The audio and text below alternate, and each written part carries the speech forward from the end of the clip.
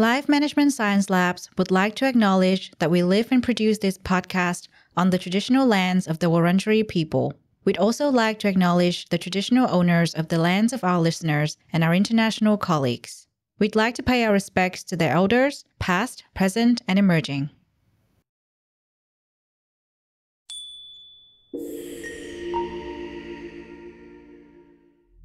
Hello, everyone, and welcome to Doing Well, the Wellbeing Science Insights podcast produced by LMSL, the Life Management Science Labs. We're champions of life management science, providing structured insights informed by science and inspired by practice on key aspects of conscious living. Each week, we bring you scientific and practical insights on each element with the expert knowledge of professionals in the field. I'm your host, Lu Ngo, coming to your ears from Narm, Melbourne, Australia. Let's learn together. Hi, everyone, and welcome back to Doing Well. And on this week's episode, we're going to talk about CALM-MO, an integrative approach to mindfulness. On this show, we've talked about mindfulness a few times, but I think this time we're talking about it from a very different angle.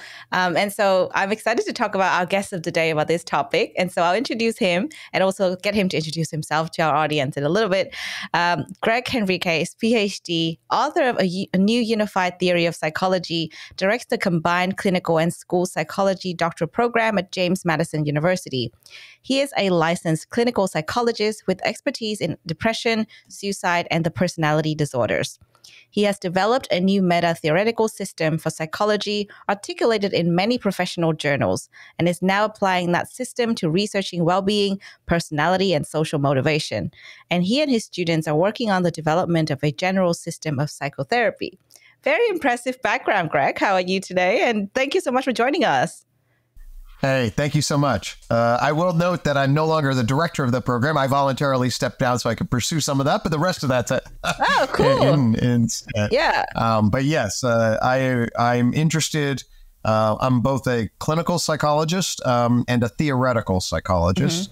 And I'm trying to figure out what we mean by psychology and psychotherapy, and then what's the core aspects of that. And I really look forward to sharing with you this CALM-MO model we developed and wherever else this conversation takes us. I'm excited about it. Yeah, definitely. So out of curiosity, how did you get to do the work that you are doing right now? It must have been a long, professional journey and with lots of twists and turns. And I wonder why you chose to do this work. That's a great question. I've been called into this field since high school, so I haven't. I'm not one of those folks that struggled. I sort of knew, and that's both at my head and my heart level. So I like to say I have a feminine heart that likes to focus on healing, particular healing in a psychotherapy relation. I sort of have a physicist head, and I want to understand the world from a scientific perspective. And psychology was the right place for me for that. Early on, I adopted sort of the standard version of science in the field, what's called kind of a behavior methods science view, which is like, hey, we need empirical evidence to support our claims. We need to apply the methods of behavioral science to that.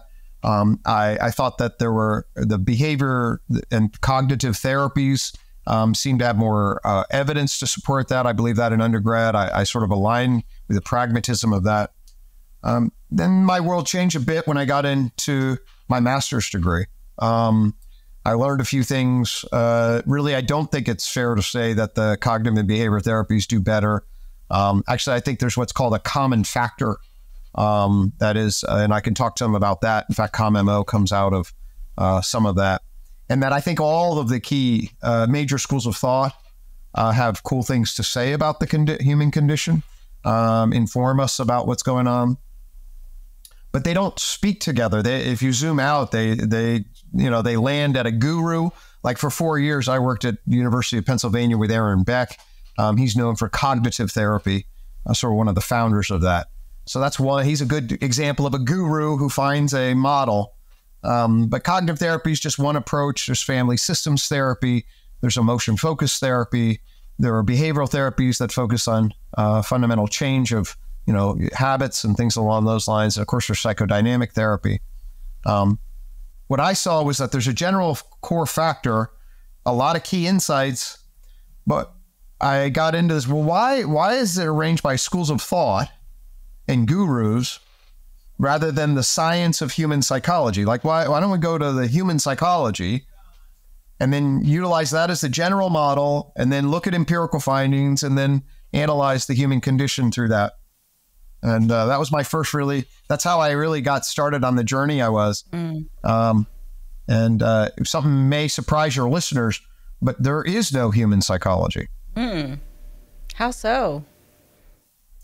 What I mean by that is that there's no real science that's clear about what it means. Okay, so the example I use is biology. So if you ask a biologist what's biology, they say, "Oh, it's the science of life," and you say, "Well, what is that?" It's like, well, that's the set of living organisms, and yeah, there's some things like viruses where we're like, hey, is that COVID virus, is that alive? It's like, sort of.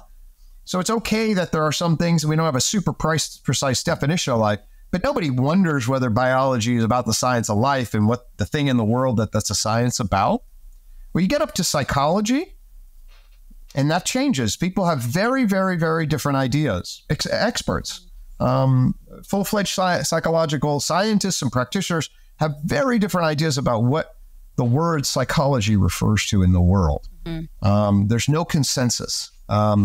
And actually that happened pretty early on in the field. It's actually identified in the literature. The technical term for it's called the crisis in psychology. It's identified as early as 1899. Wow. That's a long time ago. And we never solve it. And we don't need to get into that, but that became a real fascinating professional queer. Why is this word so hard to define? Why is this field so hard? Why is there so much different opinion about what it's about? Why do we never get a clear understanding? That's been my life's passion, has been what I updated the term to call it the problem of psychology. So the problem of psychology is that actually in the rest of the natural sciences, from physics to chemistry to biology up to neuroscience, there's a pretty clear thing in the world that the science is about. And then as soon as we get to, those are hard sciences. And in part, the way they're hard isn't that they're just difficult, but they ground themselves on a consensus about what the thing in the world they're about. And then that hardness dissipates, becomes soft. And then there's all this disagreement about what psychology is about. So anyway, that's how I kind of got in. And so I'm really interested in, can we build a model of psychology that tells us what it is and then apply that model to organize psychotherapy in a way that makes sense? Yeah, fascinating. Well, I think this is a fresh perspective on this show for sure. So thank you for that. We have loved listening to your journey so far, but we would also like to get some recommendations from you. This is our favorite way to get to know the guest better. And this section is called Have You Met Gregg? The first question is, what is a book you would recommend to our audience? Lovely. I'll recommend Consilient, The Unity of Knowledge by E.O. Wilson. Edward Wilson's a natural scientist. And at least if you're kind of a book nerd at all, it's a great book, in my opinion. And he tries to say, here's how all of knowledge could be put together. I don't think he succeeds, but it's a really cool book. And it's one of the books I love. So Consilience, The Unity of Knowledge is a book that I would recommend. Okay, that sounds interesting. I'm going to have to research that. Next one. What is a movie you would recommend? Well, I got to go back for this one. So I'll do a throwback to Indiana Jones. The first one. Raiders of the Lost Ark. The first one, of course, has to be the first one. Yeah.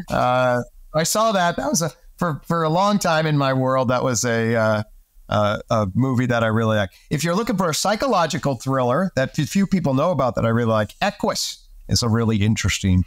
So you can look up Equus. That's a cool play, or it's a movie too with Richard Burton.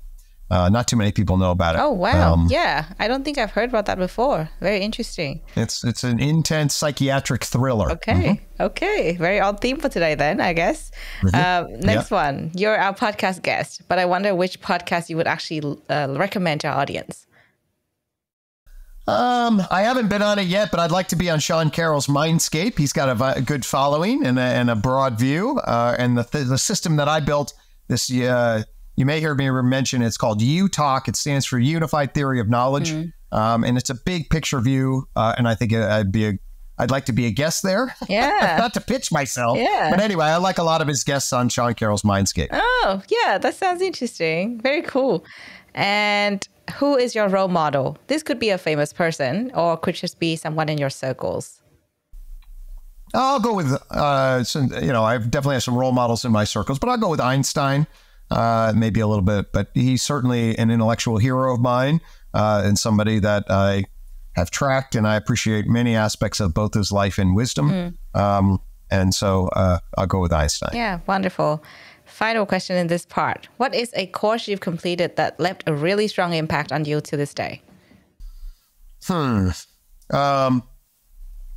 I took great courses on the history of science and great ideas. It's another course. Actually, I recommend that, and more even recently. It's not so much it's sort of a course. My actually very good friend John Vervaeke did a series called "Awakening from the Meaning Crisis." It's a 50-part series. I encourage people to look it up.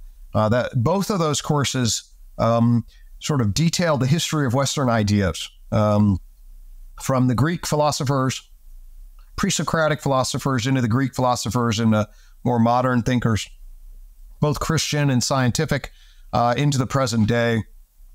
And I love them both because they really give me a frame to see the arc of ideas. So Awakening from the Meaning Crisis, I guess I'll go with that one as if I'm going to recommend one of them by John Vervaeke. Yeah, that sounds really fascinating. Thank you for sharing. And now we've got to know you a bit better. So let's talk about today's topic. Let's talk about the calm MO approach, especially because I think it's very new to all of us. I don't think I've seen this before, especially because we've talked about mindfulness quite a bit on this show. I'm curious about it. Before we go into that, obviously, we have to talk about well-being. That's what this show is about. Yes. So, Gregg, what does well-being mean to you? Good. Yeah. This is a very important question. So I'll summarize, and then I'll give you the way my system breaks it down. Okay.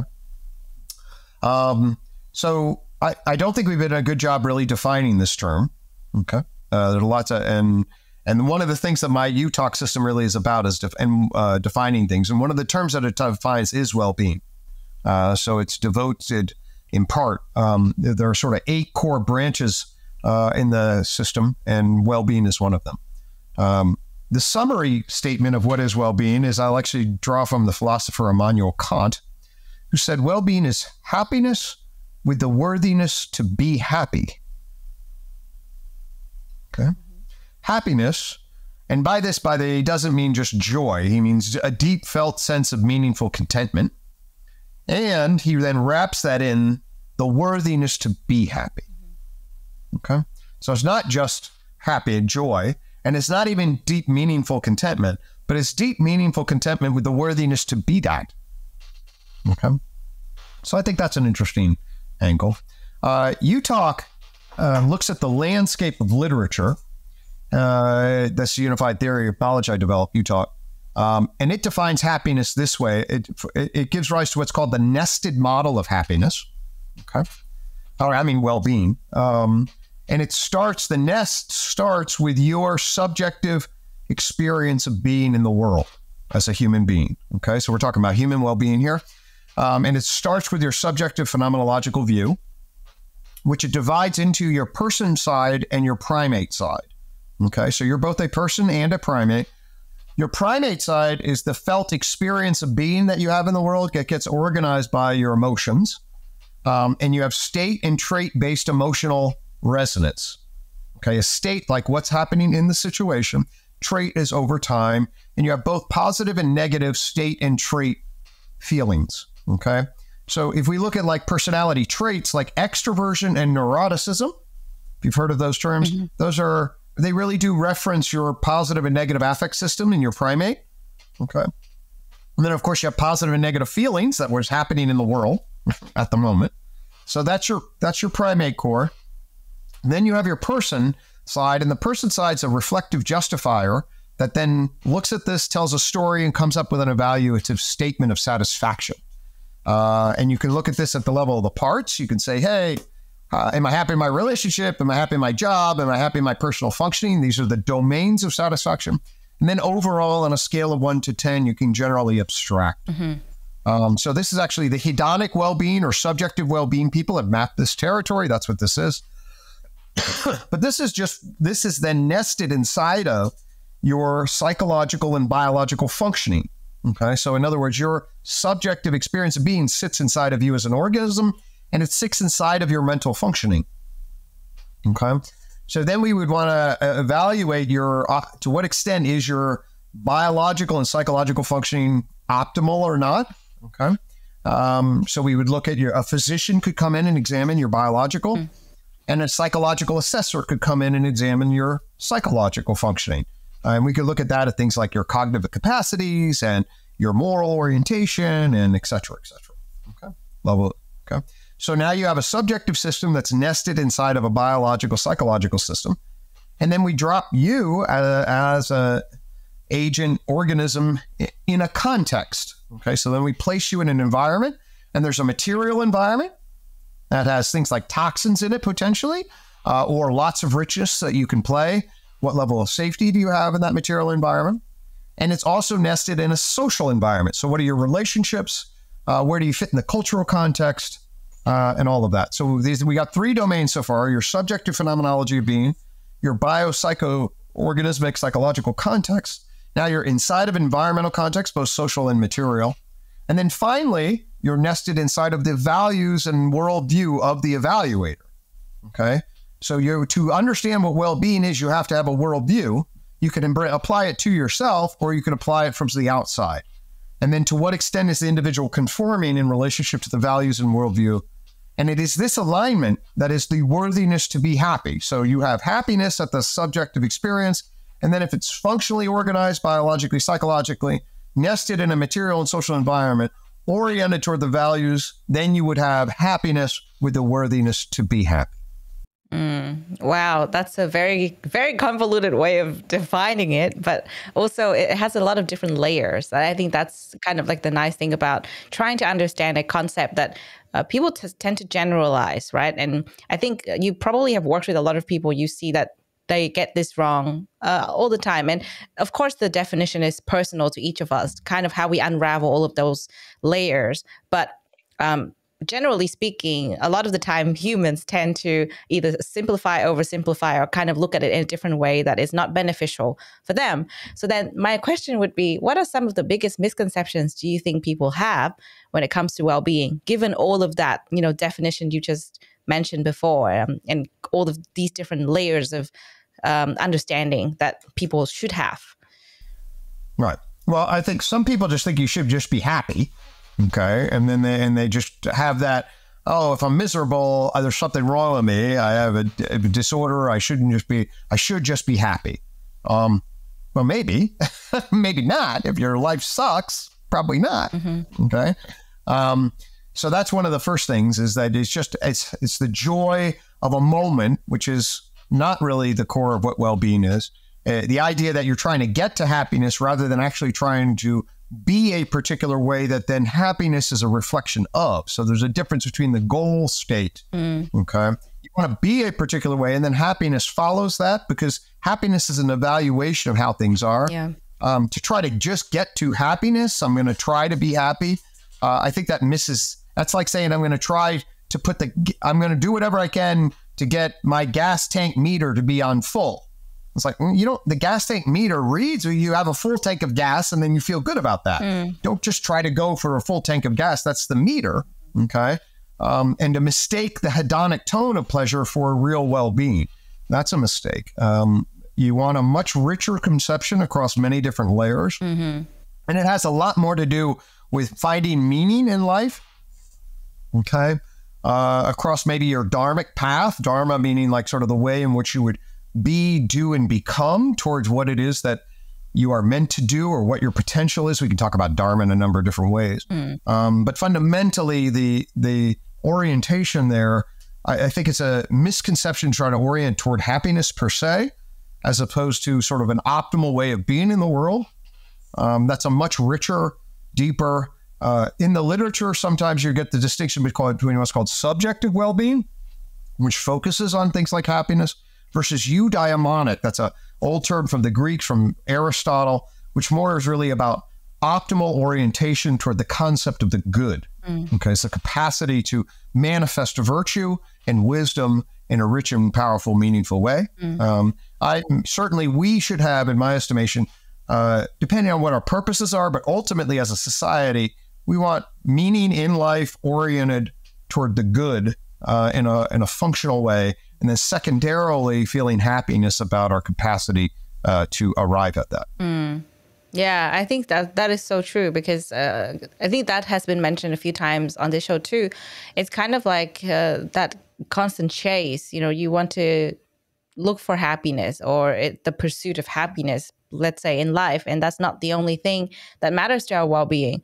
And actually, we have another show for happiness science. So this show, while it's about well-being science, we find that there are a lot of overlaps. So, it's well-being, then we talk about happiness. It's happiness, and we talk about well-being. And in this context, I think it's so true, because a lot of people think, oh yeah, like I'm well means I'm happy at the moment, and I'm happy at the moment means that I'm well, and that's all that matters. But in fact, that's not true.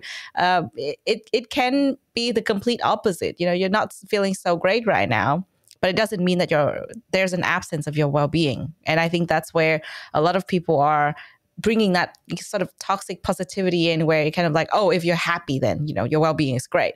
But yeah, I think it's very fleeting, happiness. So I think that kind of the journey that you were kind of talking about, focusing on that journey of what it is that matters to you, working on that, and, noticing all the different aspects in life to contribute to your well-being. That's really important. It's kind of hard to achieve, though, especially when we live life without mindfulness. And that's today's topic. So let's talk about mindfulness. A lot of the time we don't notice it. As I mentioned before, we've talked about it a few times on the show. A lot of the guests mentioned mindfulness as a practice, but because you develop this whole approach to mindfulness, I wonder how you define mindfulness. Sure. Well, thank you for that. I appreciate your reflections. First, let's just go really quickly back to well-being. Definitely. So I think we just pursuing happiness for its own sake is misguided. Okay. And I think so I just appreciate you reflecting on that. And it is about finding your optimal place ultimately in a meaningful way in the world. And then happiness, the system responds when it's that. And to me, that's being well. Yeah. Being well. Now let's go to mindfulness. So let's just if you just go really, really broadly and you ask, well, what are the essence of mindfulness? I would say you're going to find yourself in two different, almost all mindfulness approaches, and certainly CalmML falls under this, but I'm going to make some quick differentiations about what CalmML pretty quickly is.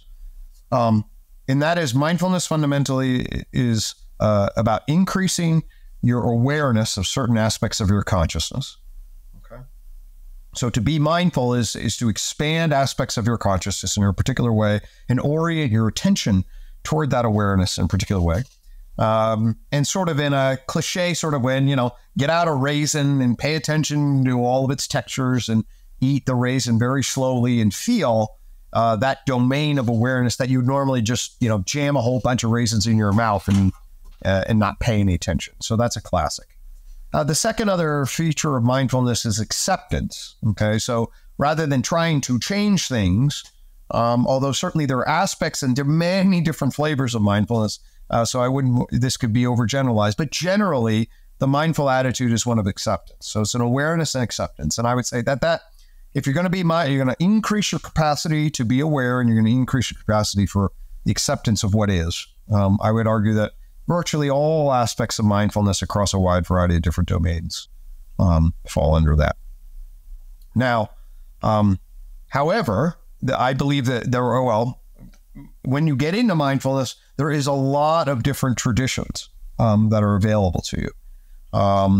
The first break that I make and is between, and within the Eastern traditions, you get a pretty clear break between certain kinds of contemplative mindfulness and then what I really want to then hone in on what I just call meditative mindfulness.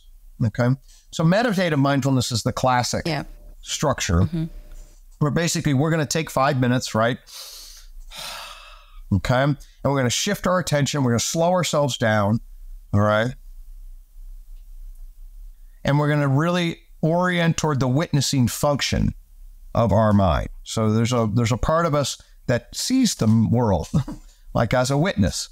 And then we have this other part, this monkey mind that's jumping all around. And the meditative mindfulness is really about to expand the capacity of your energy in relationship to that witness function. Okay.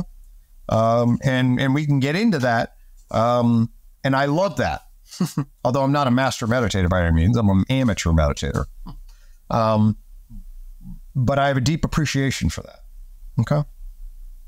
Now, one of the things with, especially if we say standard Buddhist mindfulness, is part of what that leads to is an investment in the witness function that then says, hey, a lot of the suffering in our world, okay, comes from the ways in which we grab a hold of and invest in our attachments.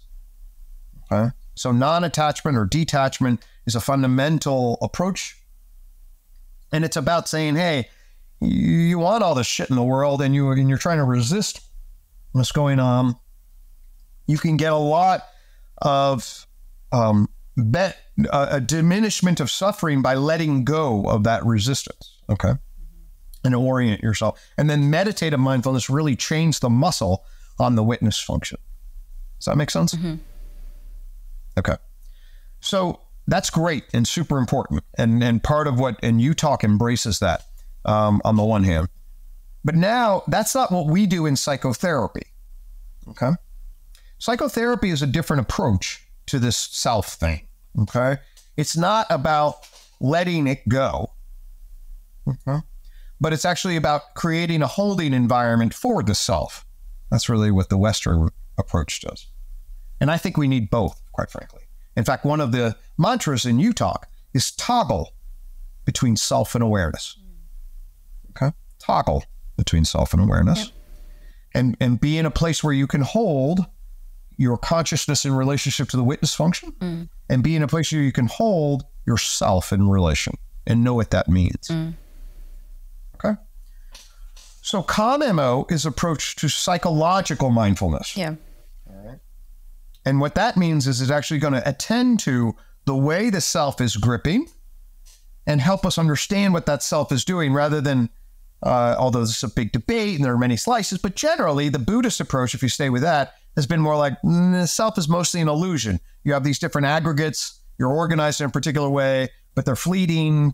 There's no self to grip on, and essentially it dissipates. A lot of debate within that, but basically that's a reasonable shorthand summary.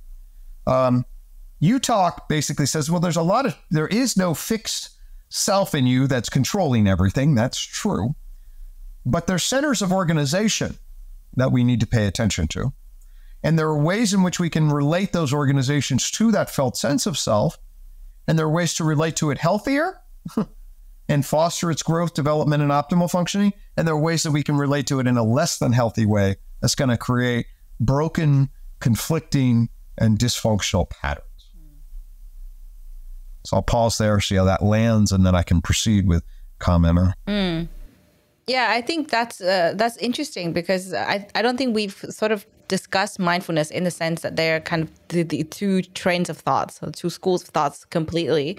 And most of the time it's kind of generalized. Oh, mindfulness, you pay attention, you're fully present. That's kind of like the main definition that has been on this show so far. So I think that is definitely something different. And I think you mentioned that psychological factor to it. And I think that's where you kind of base it on and develop this CalmMO method and approach. So yeah, I'm curious about it. So how did you go about developing this method and this approach, and what does it mean, for mindfulness? Sure. Well, okay. So it was a fairly long journey, although the actual consolidation is pretty simple. But it took me a long journey to get there, to really find what really matters and all this. I bet. So if I back up just a little bit and say, well, so I built this in theory. So I got into the therapy room and I needed this psychology, and then I built the psychology theory. And then I went back and came into the various schools of thought, focused mostly on individual psychotherapy, the major schools of thought. So there are really 4 in Western thinking. If you really strip it down, there are 4 major individual schools of thought. Okay. There's the behavioral school. Okay. There's the human, like B.F. Skinner. Okay. Joseph Wolpe. Those are 2 major people in the behavioral school. There's the humanistic school, and Carl Rogers, whereas the behaviorists focus on sort of what you do and the habits you form. Okay. The humanists focus on your core experience of being in the world and whether that's expressed authentically or whether it's stifled. Okay. Then you have the Freudian and modern Freudian view, which would be called the psychodynamic view. Okay. Which would basically focus on the core motives that you have. Psychodynamics more like power and love. Psychoanalytics more like aggression and sex. Okay, you can see the parallels there. But how attached are you? Do you have power and love? And then what are the defenses that you have relative to your self-conscious experience of being and your subconscious feelings in the world? Mm-hmm. And then finally, there's cognitive, like Beck, which is like how you justify what you're doing, how you think about stuff, how you make attributions. Okay. So those 4 schools of thought are the big, in the West, big individual schools: behaviorism, humanistic, psychodynamic, cognitive. There are other schools like systems theories, there's psychiatry that looks at, but in terms of psychology individual, these get most everything. Okay. What I realized once I built my unify theory is rather than these as being schools of thought, they're actually focused on what I call systems of adaptation. Mm-hmm. Okay. So the behaviorists are actually focused on the habit system. We can delineate inside of you. There's a great book called The Power of Habit. You have a core habit system. Mm-hmm. Okay. That operates a lot outside of sort of experiential consciousness. It gets laid down. There's basically a pairing, an associative pairing that triggers a release of a procedural sort of output. Okay. So that's your habit system. You also have a core experiential system. This is your felt experience of being as a mammal in the world. Okay. It's the way the perceptions that you have in the world or sit on your drives like hunger and then trigger feelings in the world. Okay. And it's organized by your emotions. So I call that your experiential system. And this is what the humanists were really talking about. Carl Rogers, getting in touch with your core organismic valuing process. It's the motive feeling structure that organizes. Okay. Modern theory is called emotion-focused therapy. Now, Les Greenberg and Sue Johnson developed what's called emotion-focused therapy, and that's on this emotional adaptation system. So we have a habit system, experiential emotion system. Okay. Then as a primate, you're both a mammal and now you're a primate, and you're a very social primate. Okay, we're social primates. We come from a really rich tradition of forming friendships, of having kit bonds, of living in very tight-knit groups. And you have a relationship system of attachment, and you judge competition and cooperation, okay, and feel power and love and autonomy, needs for freedom. And you have tensions and needs in that regard. That's called your relationship system. Okay. And if I'll jump up and you are a self-conscious person, and you justify stuff to the world, to yourself. You talk to yourself and you try to make sense out of stuff. Yeah. And you try to say, hey, who am I? And what I feel it makes sense. Okay. And what are other people going to think? And how do I present myself? That's your persona. Okay. And your ego and your persona. And the connection between your ego and persona and all this other primate stuff, you have a defensive system. Okay. That regulates and tries to keep you safe from a psychological immune system from threat. So I've listed 5 systems: your habit system, okay, your experiential system. The habit goes with the behaviorists. That's what they were looking at. Mm-hmm. The experiential system were the humanists.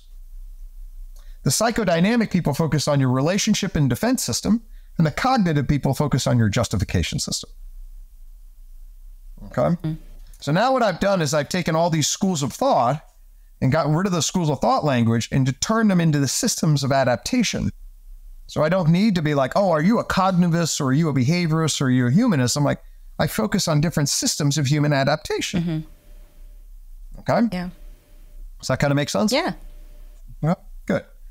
So now so we have that as a model. Now let's take the next step and be like, well, what is psychotherapy? Well, psychotherapy fundamentally is about the process by which people have maladaptive patterns. I'll say it again, these are systems of adaptation, and then they can go wrong. Okay? And in fact, virtually all of them have a basic similar model, and that is something starts to happen that's bad, the system starts to adjust, and then it gets trapped into a maladaptive cycle. Okay? I'll use the example for behaviorism and alcoholism. Yep. Okay? So you get stressed, you don't really feel good about the way things are going, you don't like your job, your kids stress you out, you get home at 5 o'clock, and actually I have a drink right here. This little drink right here. This relaxes me. Okay?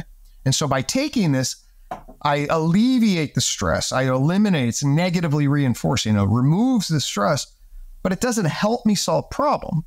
It just removes the aversive feeling. So now if I do that more and more, and it starts causing lots of problems, I'm now adjusting to the initial problem with another problem.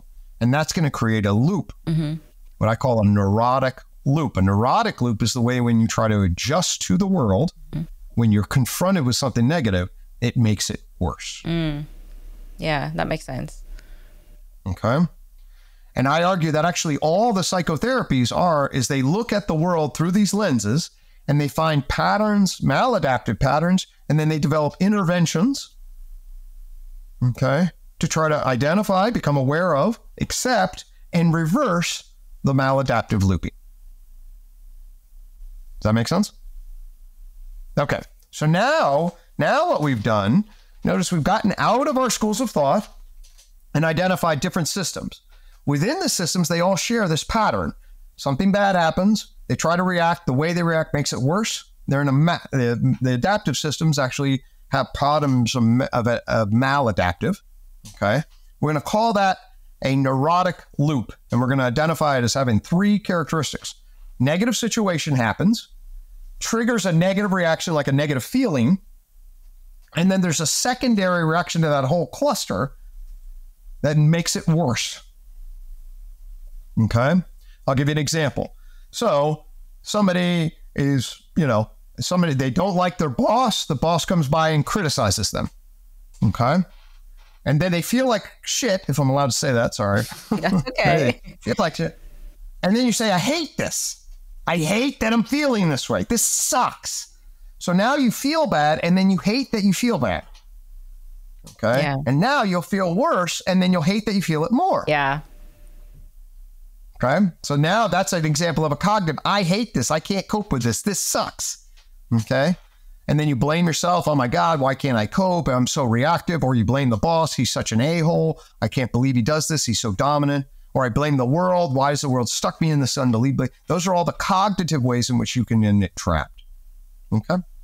And there's ways you can do it behaviorally or habit-wise. You can do it experientially, emotion-wise. You can do it relationally. You can do it defensive, and you can do it justificatory cognitive. Okay. Well, the pattern, though, is the same.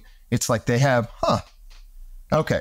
So now what I'm trying to suggest to you is actually there's a way to identify the way you try to react to the world that makes good sense, but ultimately makes things worse. Okay. I like to say when I'm coaching my clients, I say, it's like bringing water to a grease fire. Okay. It's like a fire. That's a negative situation. That gives me negative feelings and I want to do something about it. Right. It makes good sense. But if you do misdiagnose and you bring water to a grease fire, you blow it up. You don't put it out, you blow it up. Because what it needs is a particular different kind of response. So you have to know what kind of responses you need to bring. Yeah. Okay. Okay. So fine. Now we're finally getting to a place, by the way, this is called the COM-MO flashlight. Oh, very cool. Ready to get to COM-MO. Okay. See that? The COM-MO. Okay.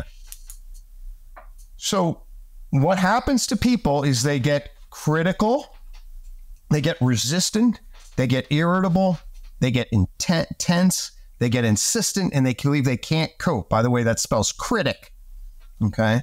That secondary negative reaction is critical.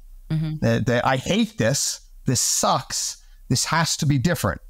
The Buddhists recognize this as intense resistance, which then sticks you into the world and manifests suffering. Okay? So instead of being critical on a negative situation, negative feeling, you have to be calm.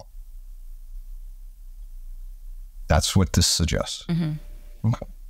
And the critical is this negative reactivity. Calm is the exact opposite at a base level. Okay? And then you metacognitive observe, which basically means instead of being inside of it, I'm going to shift. That's a mindfulness shift. So I become aware. Yeah. Okay. And now what calm is it's both the word and then it's the acronym. Okay. Okay. So instead of getting and being closed and critical, you're curious and open. The C in calm is curiosity and openness. Okay. Okay. Okay. Instead of being resistant, I can't deal with this. This sucks. You learn acceptance. Your courageous, radical acceptance of what is. And this takes training. You don't want to learn, that my significant other, I've learned that they actually are gay and they're going to leave me. Okay. Oh my God. What are people going to think? My marriage is coming apart. Okay. That's a disaster, of course, at one level. And at the same time, with the right framing, you can learn to be present with that reality. Okay. And so acceptance of what is, with courage, radical capacity, acceptance of what you feel. Okay. And of course, that's a core mindfulness. Remember, I said awareness, curiosity, acceptance. The L stands for loving compassion. Okay. This is often referred to the metta attitude, M-E-T-T-A, but in some Eastern traditions, it's loving compassion. This is the orientation that we all are born with fundamental dignity. It's a humanistic attitude that humans are valuable, and that we want to alleviate suffering, and we want to express agape, love in that sense, a felt sense of loving humanity. Okay. And then the M is motivated toward valued states of being. Okay. We're going to be motivated. We're not going to necessarily control, but we're going to orient ourselves toward valued states of being. So ultimately, what I am saying to you is that there's a common core across a lot of Western psychotherapy. Okay? Western psychotherapy actually, all these different schools of thought, but they're actually honing in on different processes of maladaptation, ways in which people adjust that make it work for them.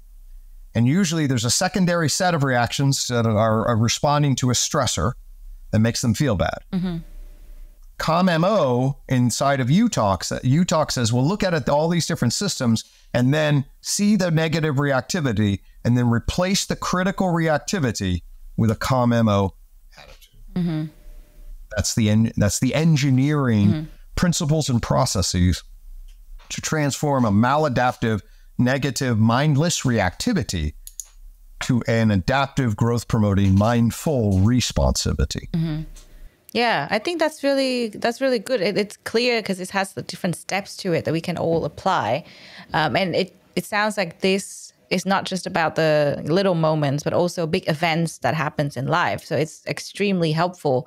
But I'm also curious about, what about the other side? We've talked about, okay, these are some of the stressors that might happen in your life.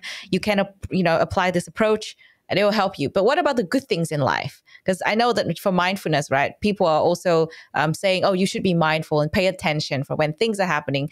Cherish the good things in life. So can this approach be also applied to that, scenario where, great things are happening, but then you don't pay attention? Or sometimes people have great things happening and they kind of go, oh, something bad's going to happen.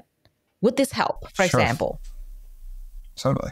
Well, I'll put it this way. So for me, when I'm working with somebody, I position it this way. I said, we're gonna turn our CalmMO flashlight on and put a basement on your suffering. So let's diagnose when you turn.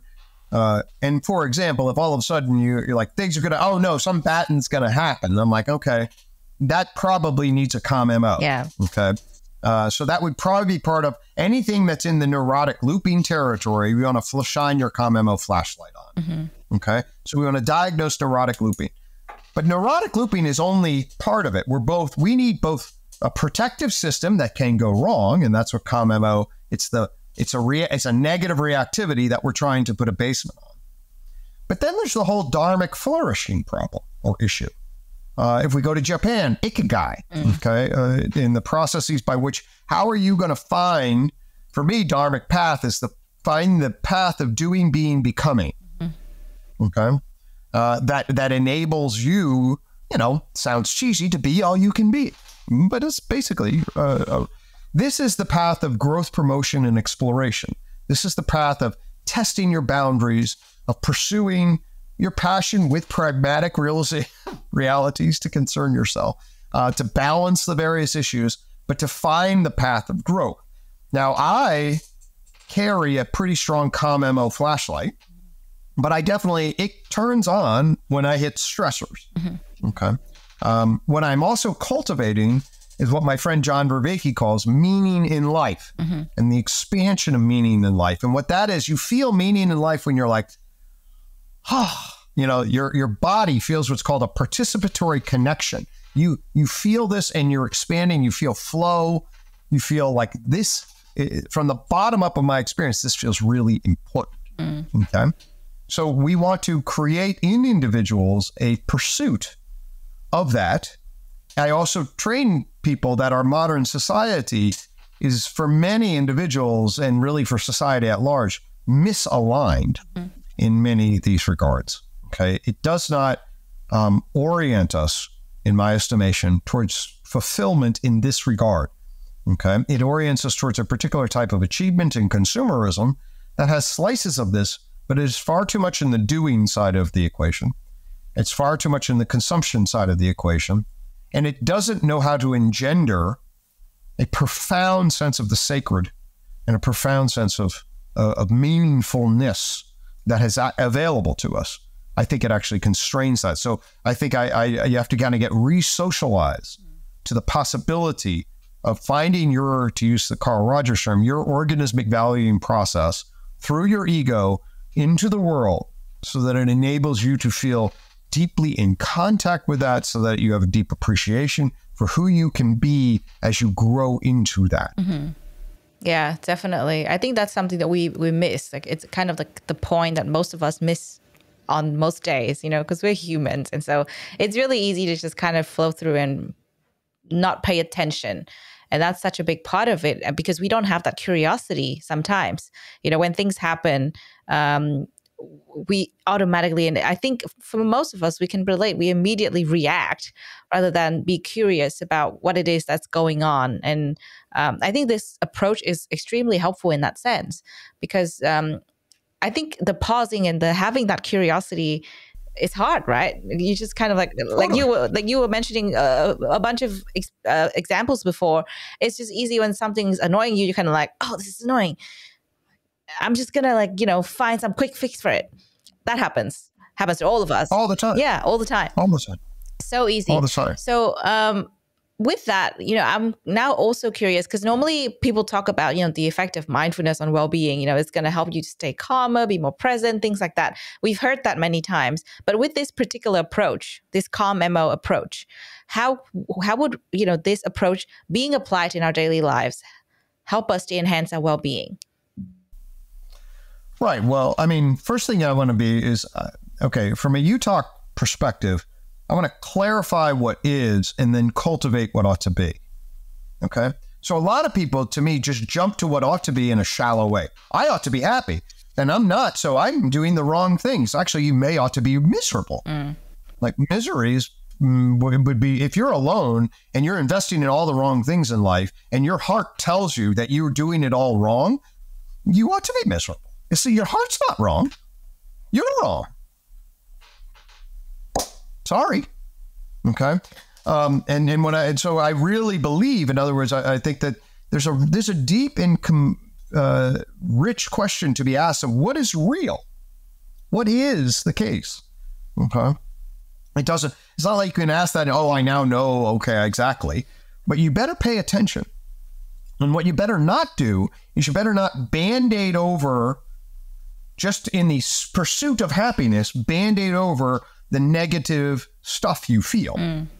Totally. So the curiosity and the commitment to, and you talk in particular, and I think most mindfulness approaches, although they emphasize detachment for it, when I'm working with somebody, I need to get into what is. Curiosity into radical acceptance means, how do you really feel? And why? Okay. Yeah. And it may be that, oh my God, I don't think I love my spouse anymore. Or, oh my God, I don't think this is the right career for me. Yeah. Or really, I am an imposter. I'm an imposter. Okay. And at the very least, then you sit with that feeling. You don't say, oh, no, you're not. You're fine. You're like, what is the feeling? We'll find out how right it is, but we're going to sit. And what that does is that hurts when it happens. Why do you think people are denying it? Okay. But curiosity into acceptance means you sit into what is, and you have to have courage to do that. It's a courageous stance. Okay. But for me, you got to get access to what is, you know, and I encourage that across a wide variety of different domains in a deep and profound way. And it sucks. That's why you haven't done it. Okay. But once you do, then intelligence can start to operate. Okay. Because now you're actually grounded. Yeah. If you're going to spend your life in defense mode, that's the defensive system, trying to be like, well, if that were actually true, that would be so terrifying that I would actually not really know who I was and what to do. So therefore, it can't be true. Yeah. It's like, well, no.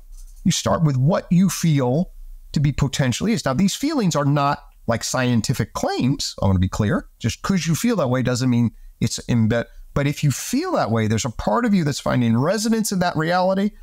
You better focus your psyche on that and have the capacity of curiosity, courage, into acceptance that actually holds that. Okay, that's deep. If you don't do that, you're not going to have deep, meaningful engagement with the world, because you're taking huge parts of your heart and jamming them in a closet and pretending they don't exist. And we do that all the time in this world, and it's tragic. I don't do that. My commitment is to be in the world as it is. Yeah, definitely. I'll let that sink in for our audience. Fair enough. Yeah. It's a serious claim. And I'm like, don't BS yourself. That's part of the deal. Clarify what really is. You know, and then you can then say, well, clarify how you really feel. But that's an absolutely crucial essence of part of the calm MO reality. Yeah, I think this is beyond, you know, the regular, let's be mindful. And like you mentioned earlier, right, let's sit down for 5 minutes and really pay attention and do deep breathing and things like that. This is, I think, beyond it, a much better part of, you know, understanding who you are. And I think, as far as I've heard, this happens a lot in the therapy room as well, where you actually have to face the music, you know, what it is that you're feeling and why are you feeling a certain way and what is it that you're hiding? Because I think a lot of the times, one caveat about mindfulness that we don't talk about, I suppose, you know, from what I've seen, is you're not being totally honest with yourself. And that's the most important thing, is about paying attention to what is happening, right? But then a lot of the times we kind of try to hide the unpleasant feeling, or we try to kind of shield what is true. So let's say, you're at the moment agitated because of what's happening with your friend or with your spouse, and turns out it's actually because you're frustrated at yourself. Most of the time we won't go there. We won't go to the second layer. We just go at the surface. This is what's happening right now. And I think that's where, we need to practice more, right? This approach is not just for the theoretical part of it. It is good to be actually applied in real life. So before we move on to that practical part, is there anything else about Calm MO that you would like to share with our audience? No. I mean, I just really want to embrace that. I am not here. You talk. I call that mindfulness. If you're like, oh, I need mindfulness to take care of my anxiety and depression first and foremost, no, that's not what it's about, really. Okay. Now, I will tell you this: if you are rightfully in touch with your world and you find what's called your participatory identity, that's that felt sense of who I am in the world, and you find real contact with that, you will be in a robust place. Yeah, I can speak to that. Yeah. Okay. I know what that is. But I also know when I haven't been there, and many individuals just want to feel happy. Okay. And that a shallow happiness is just that. Okay. And that's not well-being. So I want to emphasize that. Yeah. And CalmMO and you talk is clarify what really is. And I'll say this globally, folks. Okay. We're not a good place. Okay. We're not in a good place. I don't know where we're going to be in 50 years. Like if we're here at all. Okay. And one of the things I said, be aware of that. That doesn't mean you then wake up tomorrow all depressed because the world's falling apart. No, you do. If you are aware of this, you have to come to terms with this. Okay. But we need to wake up fundamentally to where we are. And if we're just patching this over with medications or little, positive thinking thoughts, we're actually just blinding ourselves. And it is not well-being in a grounded way. Okay. Yeah. So I want to get at the heart of what the most accurate and unvarnished, unfiltered statement about what is accurate and real, and move from there. Yeah. That's curiosity with courage into acceptance. Okay. Yeah, I think that is a fresh perspective. It will be hard for a lot of people to take in, for sure. But I think it is important to talk about. I think that's where we don't mention the as I said, the different caveats of mindfulness, and this is definitely one of those. I think it's oversimplified most of the time. And so this is really good for us to try to understand it from a very different perspective. But as I said, it's going to be hard because we need to apply it in real life. That's the more important part, right? We understand, I think by this point, hopefully our audience as myself, we understand the core principles of it and what it means. Now let's talk about something more practical. Let's go to our practice part. So you've given us multiple examples in the previous part, but if somebody is completely new to this, they just learned about CalmMO today, they would like to apply it to their daily lives. What is a practice that you would recommend to them so that they can try? Sure. Okay. So the first thing that I would have them do is look back at their past. Okay. And then ask themselves, when did they react not so great? Okay. And what happened? Okay. And then try to identify the negative situation, negative feeling, and negative reactivity. Okay. And be like, okay, when did that negative reactivity kick in? Okay. And spend some time on that. And then what would have helped you there? What would have helped you? Okay. And ultimately, you would want a sage, let's say like a wise person that loves you, okay, to basically be like, hold up, here, you're about ready to tip off. Okay. So then you can look at your old pattern and basically be like, oh, I wish a sage would have come here. Okay. And if a sage had come here, then that fight or that reaction or that stuff that then got me in trouble, down the road wouldn't have happened. Yeah. Okay. Okay. So now you have that, and you now have to start to say, what was I like in that negative reactive moment? And now in the future, how do I see that signature in me again? Okay. And that's why we made these CalmMO flashlights. I give them to people. Okay.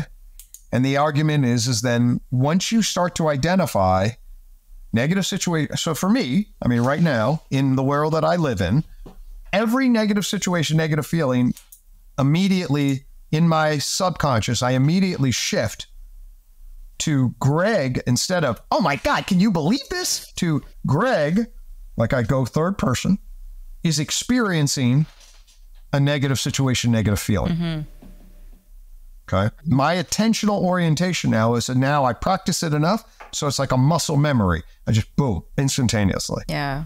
Okay. And I sit with, isn't it interesting? So my first reaction when shit happens, and it still happens to me that I don't like, my first reaction is, isn't it interesting this is happening to me? Okay. And if you're able to do that, you will change dramatically the way you relate. Okay. So as opposed to, I hate this. Can you believe what's going on? What's wrong with me? This sucks.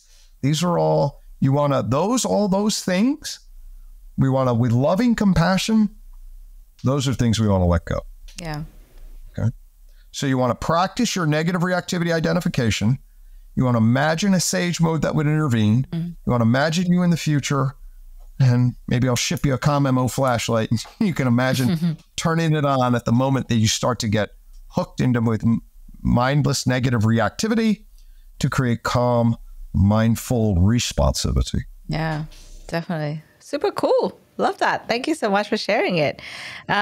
So I think we've covered the theoretical part of it, which is probably a lot for our audience to digest, but also really important. This is new, new information.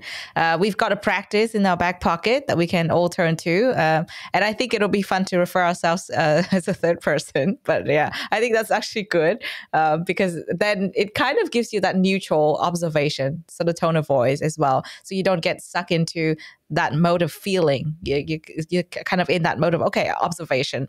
I see what's happening here, Lu. I'm going to try and do that today. That's interesting. Yeah, when you were talking about, thinking about what happened and why you reacted the way that you reacted, I immediately, had some big, interesting situations that happened, kind of like listed in my brain. And I was like, oh, it might be fun to sit down and do that. Obviously, I cannot change the past, but this would really help me to shift my focus and my way of reacting in the future, because I think we're all humans, and I'm sure our audience can relate to me in this sense. I reacted to something. I'm not proud of how I reacted, but then I still don't understand why I reacted the way I reacted. And, for me to work on it and not do the same thing in the future, I really need to learn more about myself. Super important. I love that. Yeah. That's really, I deeply appreciate that mature reflexivity. And yes, I honor and certainly would want to enhance that. Yeah. And hope your leader, listeners can follow suit. Yeah. That's a beautiful. Yeah, definitely. I hope so too, because, I'm no expert. So I'm hoping our audience would be like myself, where they take in this information and they can actually break it down into something they are able to do. We are not researchers or we're not experts in such a field, but we can all apply the insight. So I think that's the cool part about this.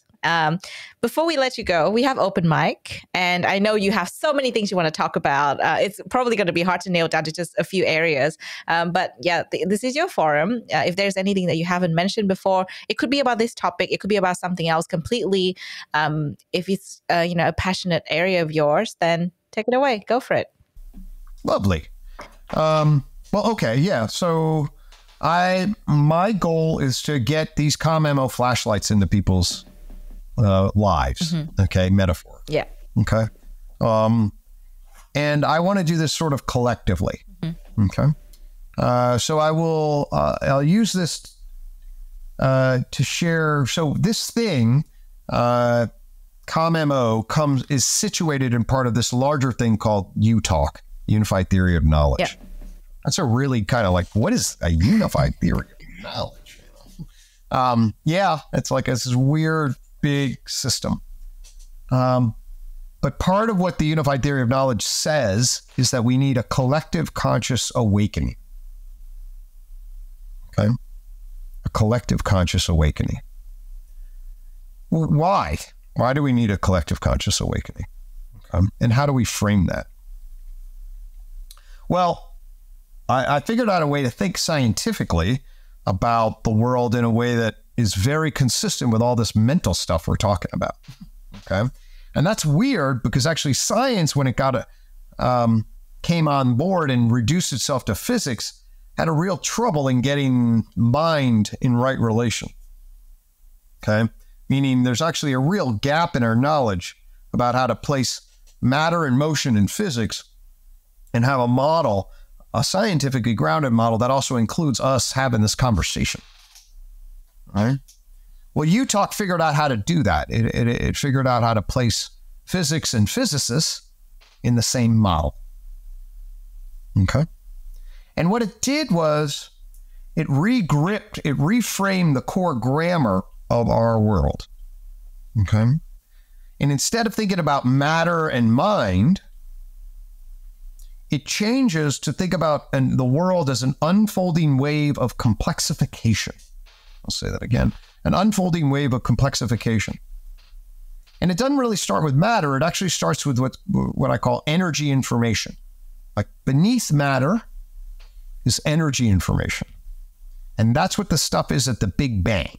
Okay. So if you Big Bang, you suck all the matter back out and you suck space-time and you're left with this ball of energy information. Okay. But and then we play it forward, and then out of that energy information comes the material object universe. Okay. So we go from energy information to matter objects. And then in our trail, we go from matter objects to living organisms. You and I are living organisms. Okay, and material objects and organized energy information. Okay.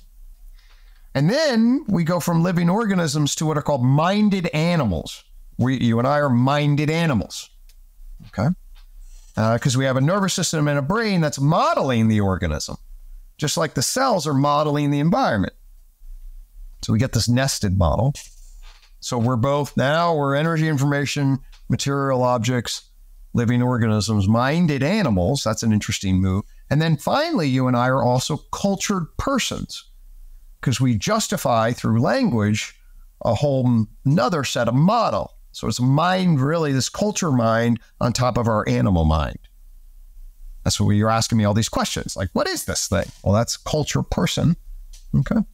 So now we go from energy information to matter object. Now, what happens at living organisms, minded animals, and cultured persons? Well, each one of those is an information processing communication network. So like genes are like these information storage things, and then they sit inside cells, and then cells communicate with each other. Okay. Well, your nervous system's like an information processing, and then animals communicate with each other. And then language is an information processing, and you and I are communicating with each other. Okay. So each one of these things to go from living organism, matter object, and culture person is because of a novel information processing communication network. Okay? Okay. Well,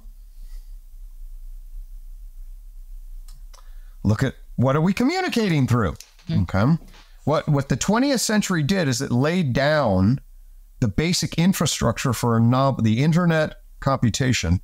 And now the 21st century is going to interface with that and fuse our lives with it. Okay. And that's going to give rise to the digital global dimension. So we're going from culture person to digital global right now. And that's changing everything. Yeah. Okay.